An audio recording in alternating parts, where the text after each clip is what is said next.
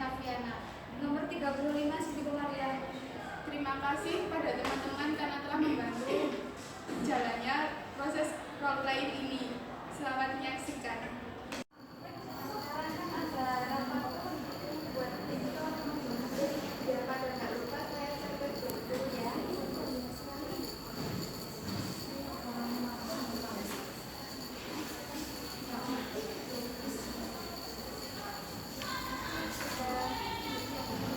Iya, sekarang kan ada kumpulan remaja. Aku tak ke rumah Kokom sama Rima dulu aja deh.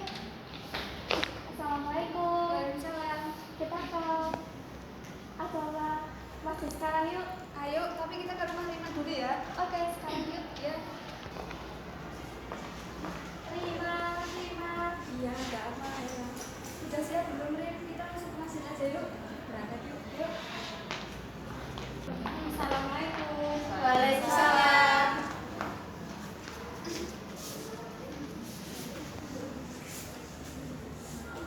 Sebelumnya terima kasih kepada adik-adik sudah hadir di masjid.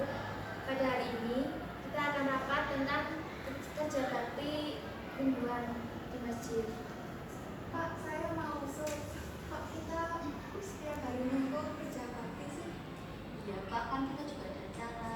Jangan gitu kan di sekolah kita sudah diajarin dari teori Abraham Lincoln. Emang teori apa sih? Itu loh teori yang membahas tentang sistem pemerintahan dari rakyat, oleh rakyat, dan untuk rakyat. Ya, maksudnya tuh kalau kita yang bersih masjid, terus masjidnya bersih, kita nyaman pakainya.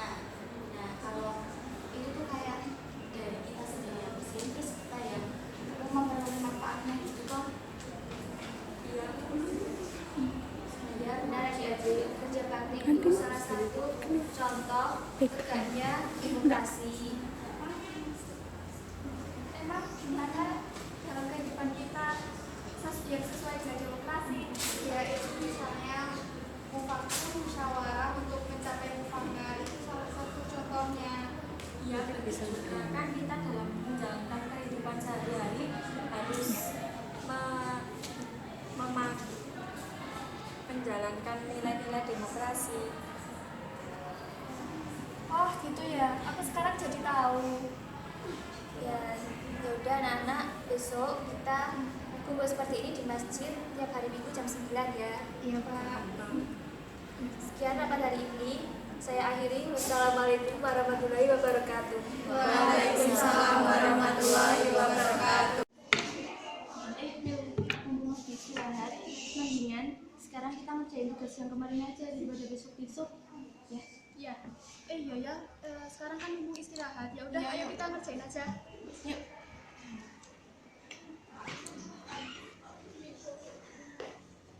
Teman-teman, mendingan sekarang kita ngerjain tugas aja yuk. Yaudah, yuk.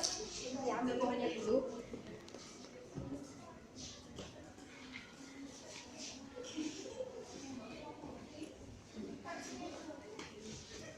Aku tuh heran kenapa tugas banyak banget ya. Ya maklum lah, kita kan namanya juga anak sekolah, pasti tugasnya tuh banyak. Tapi tuh ini ribet, barangnya aja banyak banget. Ya udahlah, kita kerjain aja dulu. Oh ya, materinya udah semua kan? Udah kok, udah beres semua. Bil, ini pasang dulu. Oke. Indonesia itu beraneka ragam ya, khususnya rumah adat. Itu aja udah banyak banget macamnya. Ya itu betul banget, seperti di Pulau Jawa sendiri. Itu rumah adatnya kan joglo, walaupun namanya sama, tetapi bentuk dan arsitekturnya itu berbeda. Untuk rumah adat joglo tersendiri kan punya ciri khas.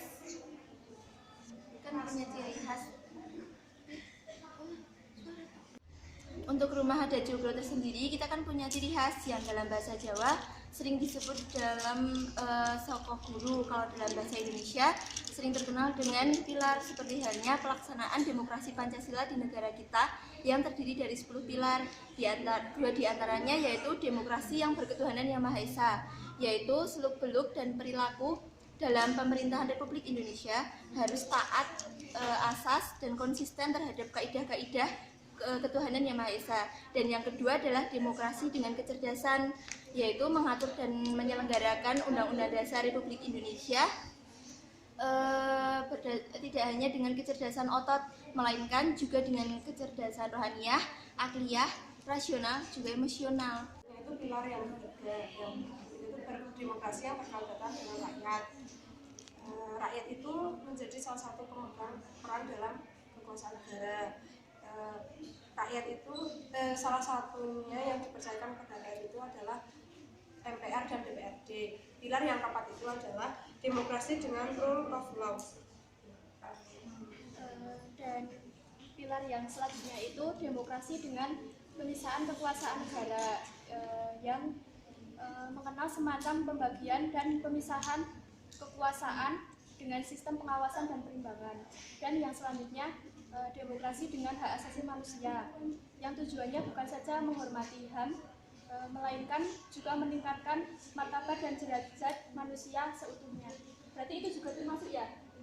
Iya, yang selanjutnya yaitu yang ketujuh dan kedelapan.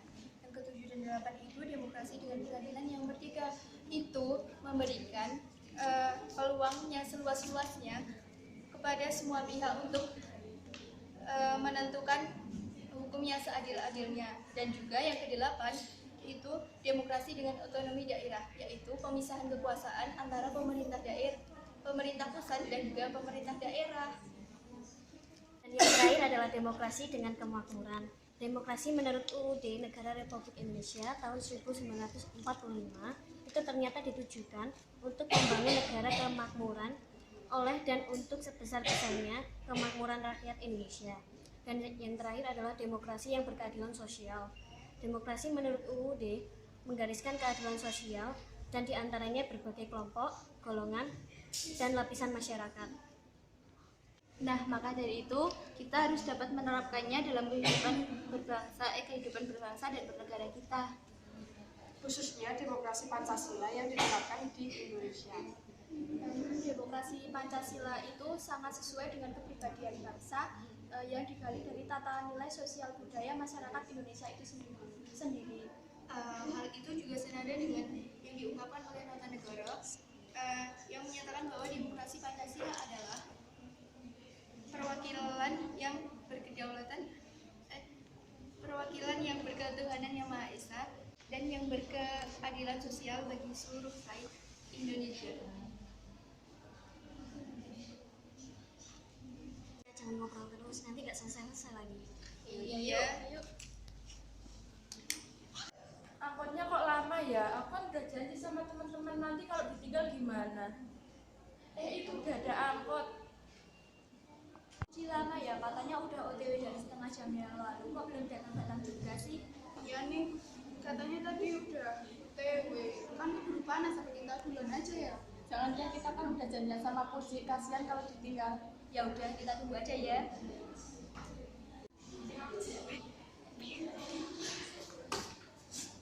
Kok lama sih, Ci? Kamu tuh dari mana aja? Katanya tadi udah OTW. Iya, kamu kan tadi sendiri yang bilang kalau nggak boleh telat. Kok kamu sendiri sih yang telat? Iya, maaf ya, aku terlambat. Tadi aku kecopetan. Terus gimana? Iya, tadi HP ku kan di tas, terus penumpang di sampingku bisik-bisik kalau HP ku mau dicopet. Terus aku noleh, iya, ada yang mau ambil. Terus aku teriak, copet. Terus copetnya gimana? Kamu nggak apa-apa kan? Iya, aku nggak apa-apa. Pencopetnya kabur terus dikeroyok sama masa. Itu kan salahnya sendiri, kenapa nyopet?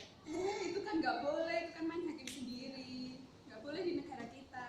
Itu benar kan, negara kita adalah negara hukum sesuai pasal 1 ayat 3, sehingga kita tidak boleh main hakim sendiri. Iya benar, karena menurut pasal 28 di ayat 1 yang berbunyi menurut setiap orang berhak atas pengakuan, jaminan, perlindungan, dan kepastian hukum yang adil serta perlakuan yang sama di hadapan hukum. Iya juga ya, seharusnya tindakan kriminal seperti itu dilaporkan ke pihak yang wajib. Iya benar, karena setiap orang berhak untuk hidup serta mempertahankan hidup dan kehidupannya sesuai dengan prinsip demokrasi di Indonesia, yaitu demokrasi dengan hak asasi manusia. Pencopet itu salah karena melakukan tindakan kriminal yang melanggar hukum di Indonesia. Jadi pejabat itu kan harus mendapatkan hukuman yang seadil-adilnya. Ya udah deh, itu kan urusan biaya buat sih. Iya juga ya. Udah, yuk aku lapar nih. Ya, yuk makan aja. Lama aku sama dia baru aja selesai sholat. Iya nggak apa-apa kok. Ya udah masuk aja ya. Ayo. Gil, Nah aku mau nanya, emang kamu boleh jenguk orang Islam sakit? boleh kok, kan di agamanya aku kan diajarin toleransi. Jadinya kita bebas kok, kan kita punya hak asasi. Kita kan juga hidup harus saling berdampingan, harus saling tolong menolong juga. Oh iya ya, selama umat manusia kita harus saling tolong menolong. Iya. Beda agama. Ya udah, kita tanya ke resepsionis. Permisi Mbak, saya mau tanya di mana ya ruangan Ana Widyasari yang beralamat Bakala Taman Agung Muntilan? Sebentar ya. Di ruang Bougainville 7A. Oh iya, makasih ya. Oh iya, di ruangannya. Yuk, masuk. Tok-tok. Assalamualaikum. Waalaikumsalam. Ini masuk namanya Ana ya? Iya.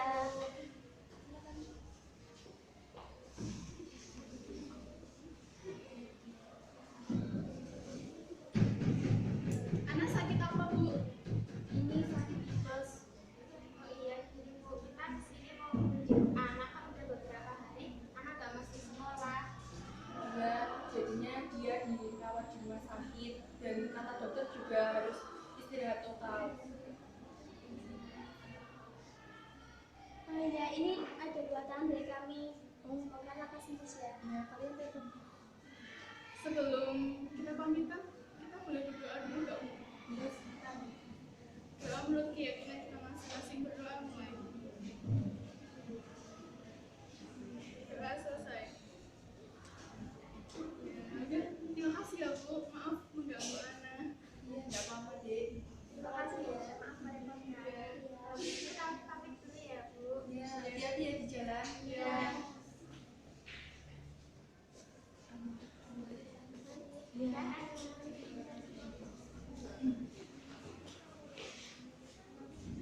Nah, itu yang nggak pakai kerudung temanmu ya? Kok ibu baru lihat ya? Iya, itu temen aku sekolah satu kelas. Dia itu namanya Ragil. Dia agamanya Nasrani, jadi tidak pakai kerudung. Oh bagus kalau kamu bisa berteman sama siapa aja dan bisa saling menghormati juga toleransi terhadap umat beragama. Iya Bu, soalnya aku di sekolah juga diajarin toleransi, bukan hanya di pelajaran agama, tapi juga di pelajaran PPKN. Iya udah bagus dipertahankan ya sikap kayak gitu. Ya udah ibu ke kantin dulu ya. Iya Bu.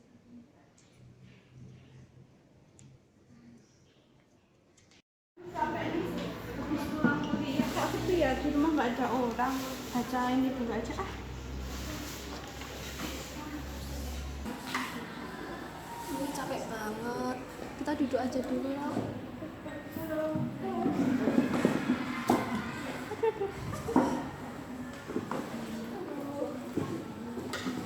Wah, nilainya bagus-bagus ya. Dapat ranking 1 lagi, gak kayak kakak dapat ranking 3, 4. Iya dong, adik kan rajin belajar, jadi adik lebih pintar dong dari kakak. Jangan sok pintar deh. Kamu kan nggak tahu pelajaran kakak di sekolah kayak apa. Yang penting kan adik bisa dapat ranking 1, nggak kayak kakak. Kalau nggak ranking 3 ya 4 terus. Itu loh kak, contoh adik ada aja dapat ranking 1, masa kamu dapat ranking 3, 4, main gadget mulu sih. Iya tuh dengerin, kamu kan juga mau kamu tuh harusnya belajar. Nanti uang saku adik ibu tambahin aja. Loh kok gitu sih? Loh kok gitu sih? Nggak adil dong, kan seharusnya kakak yang ditambahin uang sakunya. Iya bu, ibu itu harus adil kan kakak kebutuhannya juga banyak.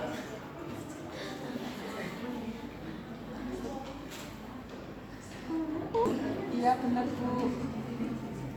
Wah ternyata anak-anak ibu Iya ibu tuh harus adil, ibu tuh jangan bersikap menjadikan seorang anak itu anak emas. Kamu tahu kan prinsip-prinsip demokrasi itu? Iya, itu merupakan prinsip demokrasi yang berkeadilan sosial yang merupakan yang terdapat pada Undang-Undang 1945. Iya benar tuh, itu juga termasuk menggariskan keadilan sosial di antara berbagai kelompok masyarakat dan golongan. Tidak ada golongan, kelompok, satuan atau organisasi yang jadi anak emas yang diberi berbagai keistimewaan atau hak-hak khusus. Wah, ternyata anak-anak itu hebat semua ya. Iya dong. Ya kalau gitu aku amat dulu ya. Wah, pagi-pagi gini enaknya baca Quran sambil minum teh ya.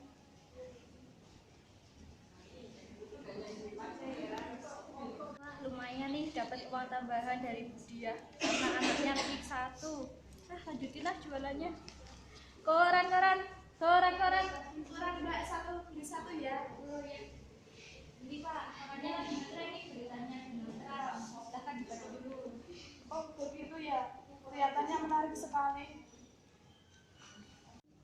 Ibu udah buatin minum buat bapak, tapi bapak kemana ya? Mungkin aja di teras. Bapak lagi ngapain? Ini lagi baca Quran Bu.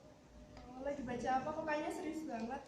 Oh ini tadi kan Bapak beli Quran yang edisi hari ini dan ternyata itu berita yang lagi tren itu tentang Donald Trump yang mengakui Yerusalem sebagai ibu kota Israel itu.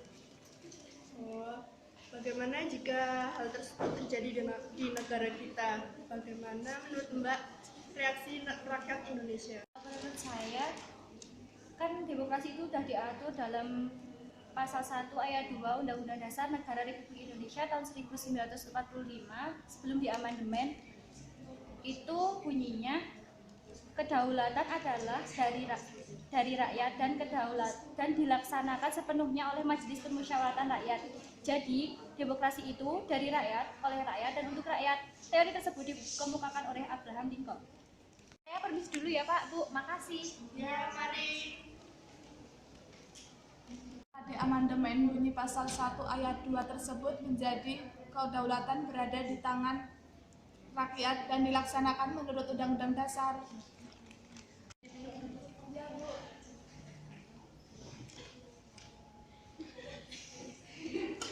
Ya, pulang sendiri nih karena Sita nggak masuk. Assalamualaikum. Waalaikumsalam. Ada PR apa? Mau dikerjain sekarang apa nanti habis istirahat? Nanti aja. Minta apa kok kayaknya serius. Ini ternyata itu sistem demokrasi di Indonesia itu berbeda dengan negara lain. Itu sebabnya anak-anak seusia kamu harus penting mempelajari tentang pendidikan kewarganegaraan. Iya benar itu Bu. Dalam konstitusi RIS pasal 1 ayat 1 yang berbunyi tentang RIS yang merdeka dan berdaulat adalah negara hukum yang berbentuk federasi. Sedangkan dalam UU DS tahun 1950 pasal 1 ayat 1 berbunyi tentang Republik Indonesia yang merdeka dan berdaulat, salah satu negara hukum yang demokratis dan berbentuk kesatuan. Oh, jadi begitu ya. Sekarang ibu jadi tahu. Ya udah, kamu sekarang masuk dulu, jangan lupa mandi terus makan ya. Iya Bu, saya masuk dulu. Ya. Aku harusnya mengadakan mencongak mengenai sistem demokrasi menurut Afan Ghaffar. Kira-kira mereka pada bisa nggak ya? Oh iya, aku sudah dapat. Ini kemarin aku baca koran punyanya paman. Terus di sini tuh ada kasusnya. Mana coba lihat.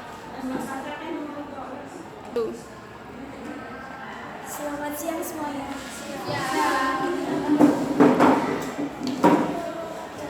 Hari ini kita masuk pada materi demokrasi.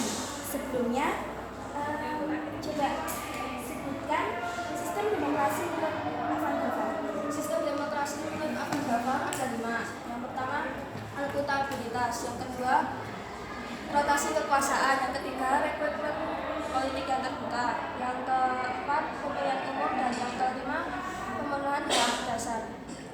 Ya, betul sekali. Jadi, sistem demokrasi menurut Afan Ghaffar itu ada 5. Yang pertama adalah akuntabilitas. Ada yang bisa menjelaskan apakah itu akuntabilitas? Saya bertanya. Jadi akuntabilitas itu setiap pemegang jabatan yang dipilih oleh rakyat harus mempertanggungjawabkan kebijaksanaan yang hendak dan telah ditempuhnya. Ya, benar sekali. Tidak hanya itu, jadi ia juga harus bertanggung jawab atas lisannya dan perilakunya. Oke, yang selanjutnya adalah rotasi kekuasaan. Coba Anda jelaskan mengenai rotasi kekuasaan. Rotasi kekuasaan dalam demokrasi mengenai peluang akan terjadinya rotasi kekuasaan. Itu harus ada dan dilakukan secara teratur dan damai. Betul sekali. Jadi, apalagi di Indonesia, menganut demokrasi Pancasila kan Indonesia itu. Jadi, setiap WNI itu memiliki kekuasaan atas kekuasaan dengan dipilih oleh rakyat. Baiklah, sampai di sini apakah ada yang mau ditanyakan? Saya tadi kan baru 2 yang dijelasin, terus yang 3.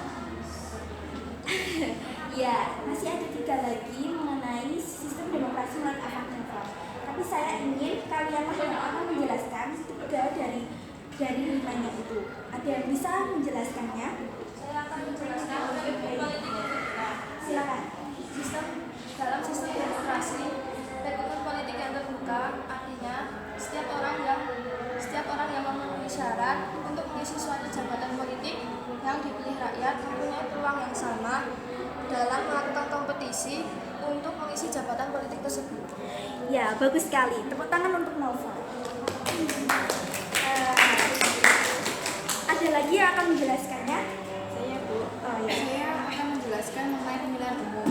Dalam pemilihan umum dalam demokrasi.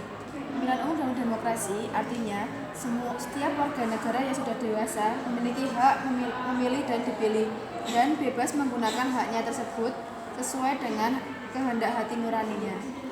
Ya, benar sekali. Terima kasih atas penjelasannya kalian.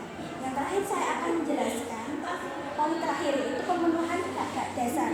Dalam suatu negara demokratis, setiap warga negara dapat menikmati hak-hak dasarnya dengan bebas, termasuk pada hak menyatakan pendapat, berkumpul, berserikat, serta hak untuk menikmati pers yang bebas. Baik, apakah sudah jelas? Sudah. Baiklah, yang selanjutnya saya akan memberikan tugas kepada kalian untuk membuat makalah mengenai biografi Avan Gava. Saya beri waktu 1 minggu untuk menyelesaikannya. Sekian pertemuan kali ini. Selamat siang. Siang.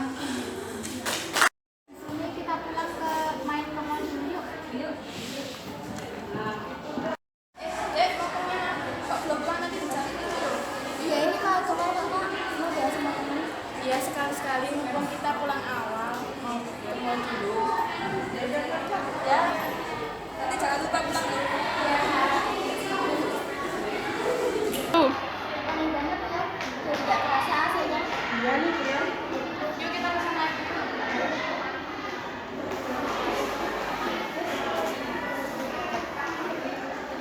Kalian ingat tentang 10 pilar demokrasi konstitusi di Indonesia nggak? Ingat? Itu yang berlaku apa ya? Oh, itu demokrasi dengan daerah otonomi. Nah itu maksudnya apa? Aku kemarin udah baca sih tapi lupa nggak paham. Oh gini, maksudnya otonomi daerah itu merupakan pembatasan atas kekuasaan negara, khususnya kekuasaan legislatif dan kekuasaan eksekutif. Lebih khususnya lagi pembatasan atas kekuasaan presiden. Undang-Undang Dasar Negara Republik Indonesia tahun 1945 dengan jelas memerintahkan pembentukan daerah-daerah otonom pada provinsi dan kabupaten atau kota. Dan dengan peraturan pemerintahan, daerah-daerah otonomi dibangun dan untuk mengatur dan menyelenggarakan urusan-urusan pemerintahan serta seperti untuk mengatur urusan-urusan rumah tangganya sendiri yang diserahkan oleh pemerintah pusat seperti pemerintah daerah. Bukannya eksekutif dan legislatif itu termasuk trias politika? Iya, kamu benar sekali. Kita kok jadi bahas itu sih, katanya mau beli baju. Oh iya, kita mau beli baju. Ya udah, yuk.